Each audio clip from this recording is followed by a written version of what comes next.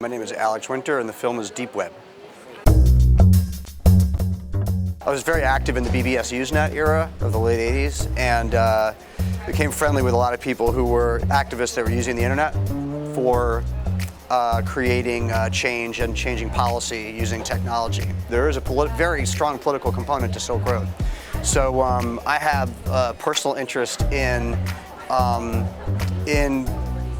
the sort of the activist community online, but I also have a great interest in this collision that we're in right now between the industrial age and the technological age, which I think affects everybody. Has a personal interest in that if they stop and think about it for a minute.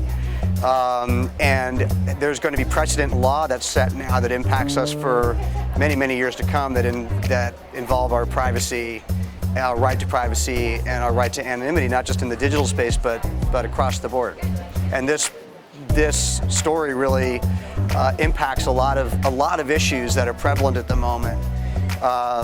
Digital rights, Fourth Amendment issues, also drug war issues. There are a lot of really big issues that are facing us as a culture, society right now that this story impacts.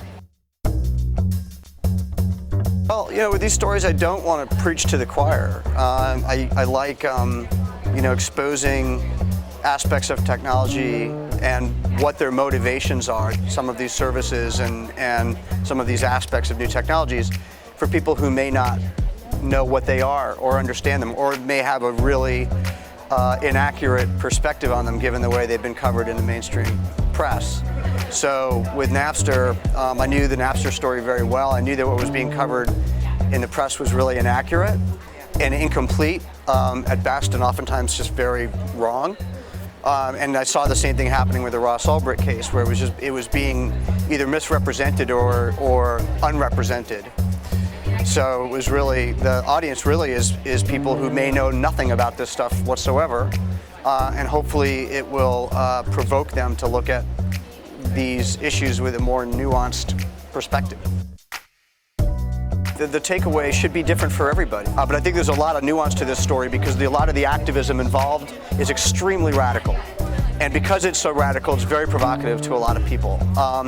Even left, right, or center. Everybody in this world runs a spectrum from hardcore libertarians, anarchists, just regular sort of progressives, far right-wing people who are, have very set ideals. So what tends to unify them is their right as citizens to have privacy and anonymity and within just a context of their daily life.